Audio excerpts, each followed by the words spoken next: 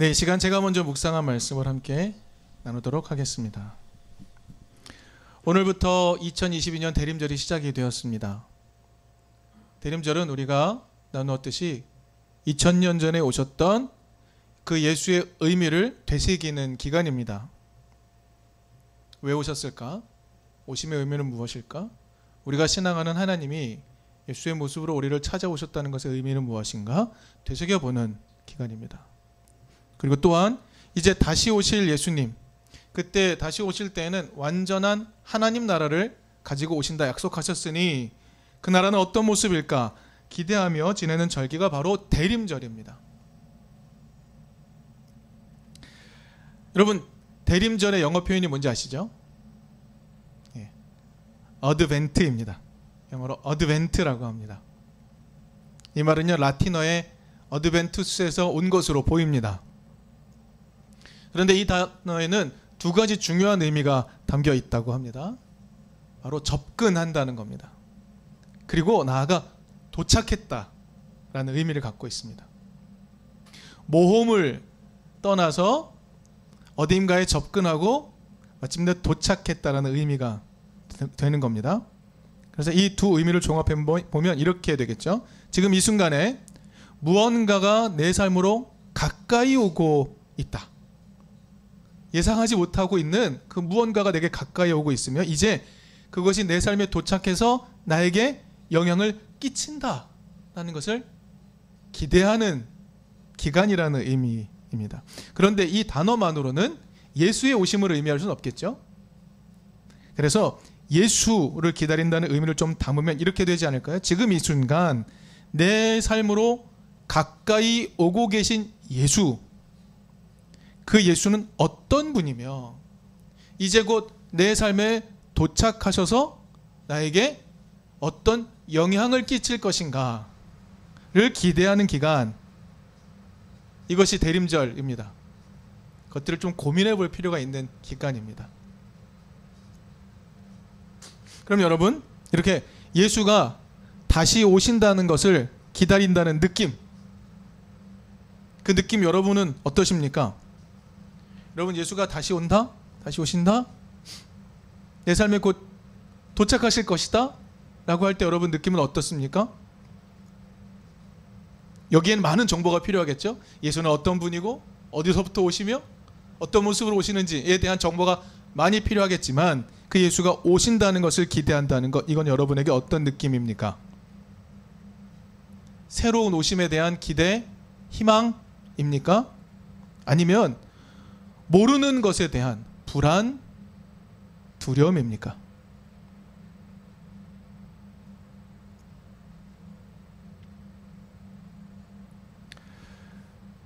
성경은 가난한 우리를 부욕해 하기 위해서 하늘을 버리고 이 땅으로 가난하게 찾아오시는 하나님의 모습을 소개합니다.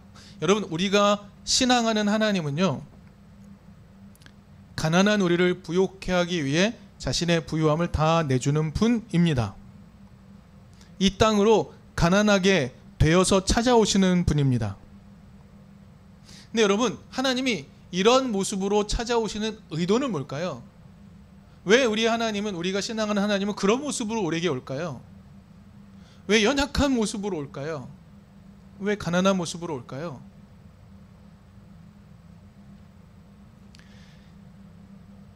사람과 협력하기 위해서 아닐까요? 사람의 모양으로 와서 사람과 함께 모두가 살아갈 수 있는 하나님 나라를 만들기 위해서 아닐까요? 우린 그것을 우리에게 익숙한 언어로 협동이라고도 부를 수 있겠습니다. 그리고 하나님의 협동하시는 모습이 바로 예수 그리스도의 모습으로 나타났다라고 고백하는 게 기독신앙인 거죠. 그것이 초기 교회가 깨달았던 하나님의 모습입니다. 여러분, 초기 교회는 하나님을 그렇게 깨달았습니다. 그런 하나님으로, 저 위에 계신 높고 높은 곳에 계신 하나님, 전능하신 하나님, 그 하나님이 아니라 우리의 삶으로 찾아오시는 하나님, 우리와 가까이 계시는 하나님, 우리를 외면하지 않는 하나님, 그 하나님을 경험한 게 초기 교회 깨달음이죠. 그런데 놀랍게도 이런 깨달음 또한 신속하게 잃어버렸던 것이 초기 교회입니다. 그런 하나님을 깨달았지만 정말 잊어버리는 것도 순식간이었던 것, 그게 초기 교회의 모습이라고 할 수 있습니다. 여러분, 이번 주간에 말씀 묵상 본문 한번 살펴보셨으면 초기 교회 안에 이런 믿음과 행동에 아주 첨예한 충돌이 있었다는 것을 여러분 보셨을 겁니다. 요한일서 3장 17절 18절에도 오늘 본문과 비슷한 내용이 있죠. 이렇게 말했습니다. 누구든지 세상 재물을 가지고 있으면서 자기 형제자매의 궁핍함을 보고도 마음 문을 닫고 도와주지 않으면 어떻게 하나님의 사랑이 그 사람 속에 머물겠습니까? 자녀된 이 여러분, 우리는 말이나 혀로 사랑하지 말고 행동과 진실함으로 사랑합시다 라고 요청하고 있는 거예요. 이게 반증하고 있는 게 무엇입니까? 그렇지 않다는 거죠. 하나님은 그렇게 찾아오셔서 감동해서 시작된 초기 교회임에도 이 모습을 너무 신속하게 잃어버렸던 겁니다. 그래서 오늘 우리가 나눌 이야기 중에 핵심인 믿음, 그 믿음에 대해서 우리가 정의를 한번 내려볼 필요가 있겠습니다. 우리 부정형의 형태로 믿음을 한번 정의해보면 어떻게 될까요? 좀 분명할 것 같습니다. 이 믿음이라는 것은 교리에 대한 지적인 동의가 아닙니다.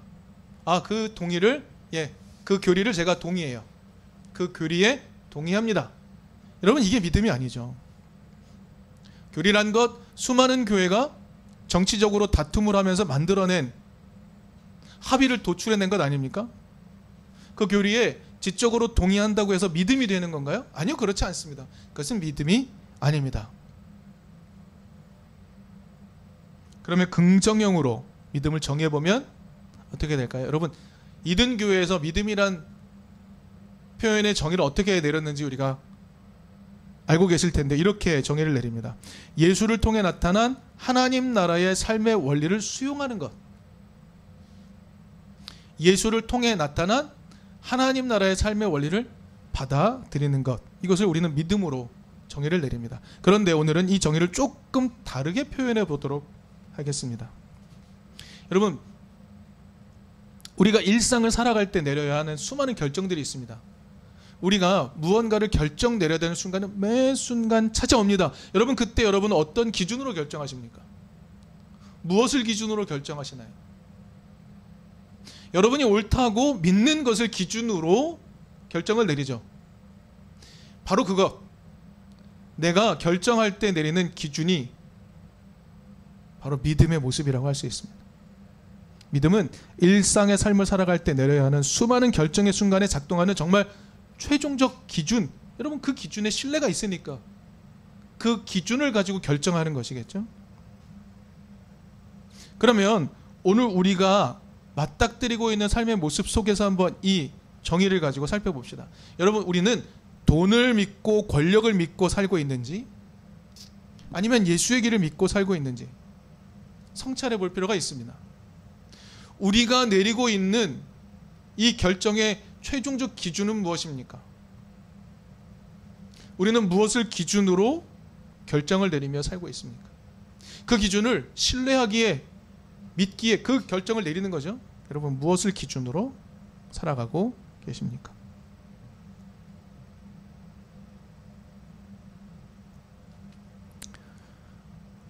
이제는 우리에게 좀 익숙해진 진화생물학, 이런 게 있죠. 진화생물학.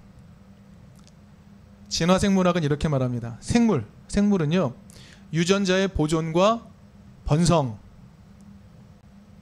유전자의 보존과 번성을 기반으로 프로그래밍이 되어 있다는 겁니다. 그렇기 때문에 생물의 모든 행동은 자기 유전자의 보존과 번성, 나아가 진화를 향해 간다는 거죠. 거기에 유리한 방향으로 선택한다는 겁니다. 근데 여러분, 이 말을요, 인간의 삶에 좀 적용해 보면 이런 겁니다. 인간의 모든 행동은 이기적이야, 이런 말이 아닙니다. 여러분, 인간의 모든 행동은 다 이기적으로 하는 거야, 이런 게 아니고요. 인간이 이기적으로 보이는 행동이 있죠. 그런데 또 놀랍게도 이타적인 행동도 참 많습니다. 부모가 자식을 위해 자신의 삶을 희생하는 것, 소방관이 시민을 위해 희생하는 것, 군인이 국가를 위해 희생하는 것, 나아가 우리 민족의 역사를 보면 독립투사들이 우리나라의 독립을 위해 자기를 희생하는 것, 굉장히 이타적인 행동이죠.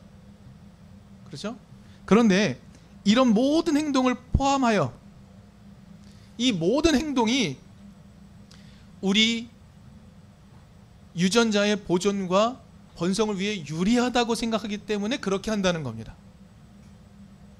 그러니까 인간의 행동이 이기적인 것도 이타적인 것도 있는데 그 모든 행동이 우리 유전자의 보존과 번성, 나아가 진화를 위해 유리하기 때문에 그런 행동을 한다는 겁니다.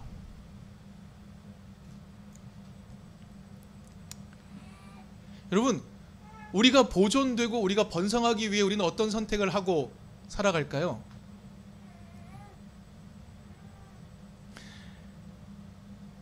우리에게 좀 거북스럽게 들리는 말이 진화라는 말이지만, 그걸 거절할 이유는 전혀 없지만, 진화라는 말을 조금 바꿔서 이렇게 설명해 봅시다.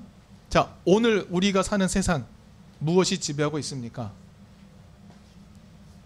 우리가 사는 세상, 돈이 지배하는 이 세상 속에서, 자, 여러분, 어떠한 행동이 우리의 삶, 나아가 지금 기후 위기를 겪고 있는 이 창조 세계, 우리의 삶과 이 창조 세계를 더 생명력이 넘치고 보존하고 번성하며 살아가게 할까요? 어떤 행동이? 여러분, 지금 우리는 어떤 행동을 해야 우리의 삶이 더 보존되고 더 번성하고 더 나아지게 될까요? 우리의 삶에 만연해 있는 이기적인 선택이 반드시 우리를 생존의 길로 이끄나요?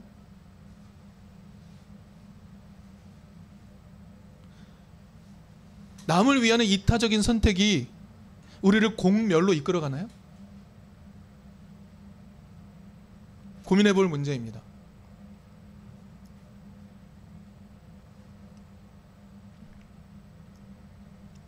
제가 존경했던 분인데요, 얼마 전에 고인이 되셨습니다. 고 정태인 선생님. 이분이 돌아가시기 직전에 직감이 칼 폴라니 연구소 소장이셨어요. 참여정부 때 한미 FTA에 대해서 반대하셨고, 이분의 경제학은 늘 민중편에 서 있었습니다. 이분의 유작 중에 하나인 협동의 경제학이라는 책이 있습니다. 아주 쉬운 언어로 쓰인 책인데 한번 읽어보시면 좋습니다. 그 책에서 정태인 선생님 이런 얘기를 했습니다.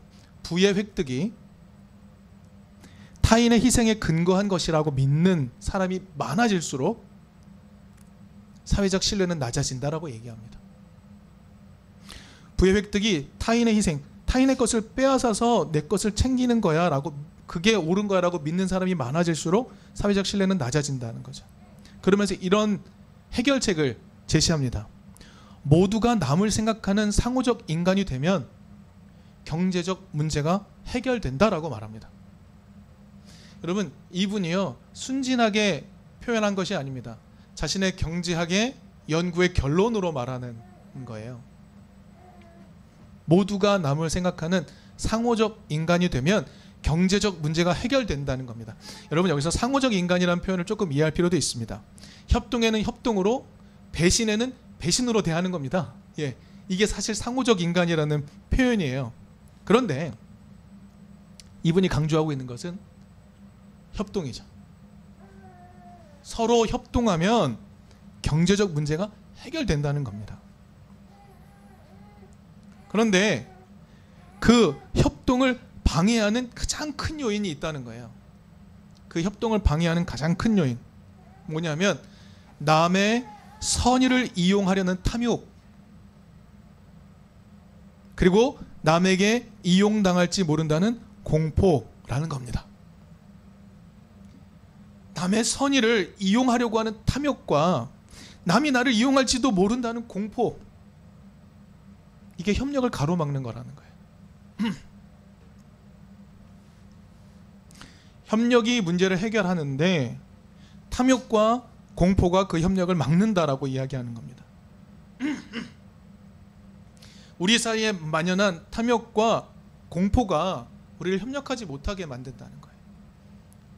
내어주는 게 불안하다는 거예요.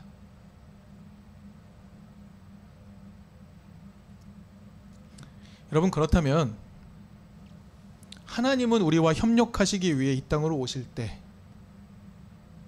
불안하지 않았을까요? 자신의 하늘을 버리고 이 땅으로 가난하게 찾아오는 이타적인 행동을 하시면서 하나님은 공포를 느끼지 않았을까요?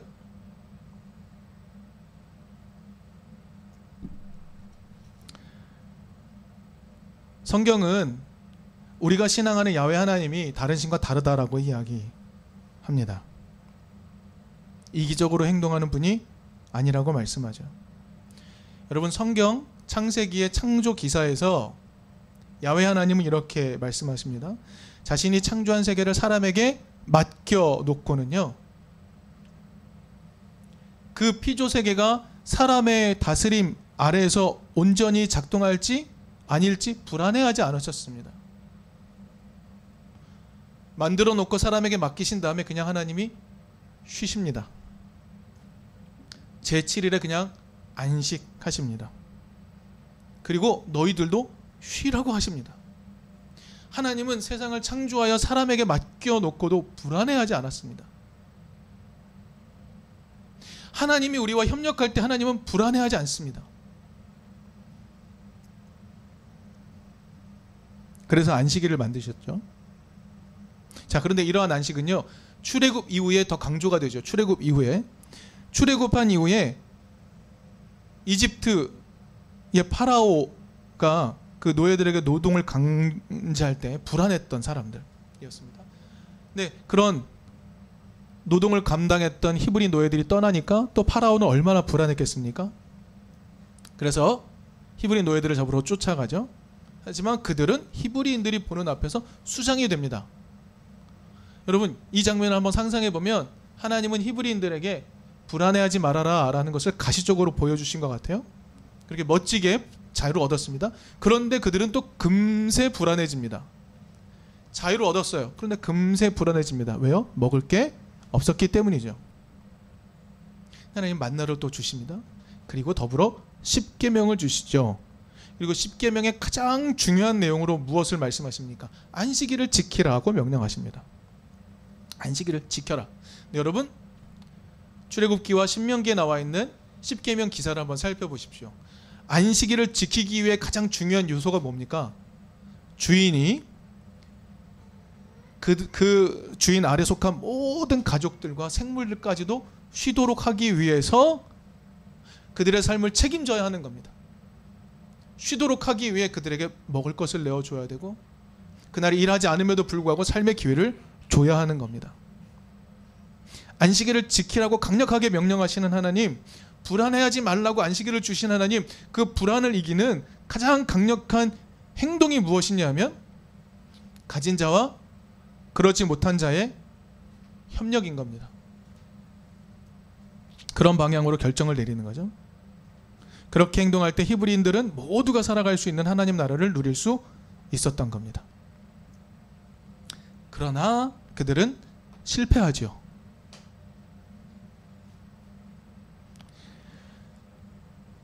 예수님 시대에도 안식일에 먹을 것을 걱정해야 하는 사람들이 있었습니다. 안식일에 먹을 것을 아무도 주지 않았습니다. 근데 여러분, 안식일은요, 기본적으로 모두에게 먹을 것이 있는 채로 맞이해야 되는 겁니다. 왜요? 일을 하면 안 되기 때문에. 심지어 먹는 것을 찾아다니는 일조차 하면 안 되는 겁니다. 그런데 예수님 당시에 안식일에 먹을 것을 얻기 위해 움직여야만 하는 사람들이 있었습니다. 심지어 예수님의 제자들도 안식일에 먹을 것을 얻기 위해 밀을 까기도 했죠. 정죄합니다. 곧바로. 예수는 그 행동이 옳다고 지지해 주시죠. 예수님이 안식일의 주인으로서 그 세상에게 명령하는 바는 이것이었습니다. 안식일에 이들이 쉬도록 하기 위해 너희는 먹을 것을 주었어야만 한다는 거죠. 먹을 것을 나누어 주는 집단적 선택이 바로 하나님을 향한 믿음의 행동이라는 거죠. 그것이 하나님 나라를 만드는 길이라고 예수는 계속해서 보여줬던 겁니다. 그렇게 하는 게 불안에 저항하는 안식일의 의미인 겁니다. 하나님은 이 땅으로 찾아오면서 불안해하지 않으셨고 예수께서 이 땅에 오시면서 불안해하지 않으셨습니다. 왜요? 협력하여 살아가는 길이야말로 불안을 이길 수 있는 길임을 아셨기 때문이죠. 근데 여러분, 초기 교회, 우리 이 교회의 모체가 되는 초기 교회, 깨달음도 순식간이고 잊어버리는 것도 순식간이었습니다. 오늘 본문의 저자는요, 의미를 깨달았긴 했는데 그것을 말로만 전달하는 사람들이 교회 안에 가득한 것을 보았습니다. 깨닫긴 했어요. 근데 그 의미를 말로만 전하는 사람들이 교회 안에 가득했습니다. 타인을 살리는 집단적 선택을 하지 않는 교회를 향해서 깨달은 것은 믿음이 아니라 행동하는 것이 믿음이라고 말하고 있습니다. 여러분, 믿음은요, 일상의 삶을 살아갈 때 내려야 하는 수많은 결정의 순간에 작동하는 최종적 기준이라고 한다면 오늘 우리는 타인을 살리는 집단적 선택을 해야만 하는 겁니다. 그런 선택을 하면 경제 문제도 해결이 됩니다. 우리의 삶의 문제도 해결이 됩니다. 최소한 이든 교회 공동체 안의 문제는 해결해 갈 수 있을 겁니다. 그것이 하나님 나라를 가져다 준다고 말하고 있습니다. 그런 선택을 하나님이 하셨고 예수는 그 선택의 실제적 모습을 보여주셨고 교회는 그 선택을 집단적으로 해왔던 겁니다. 그리고 오늘날에도 여전히 희망을 보여주는 믿음의 길, 그 길을 우리에게 찾아오시는 예수님을 통해서 우리 모두 발견할 수 있기를 바랍니다.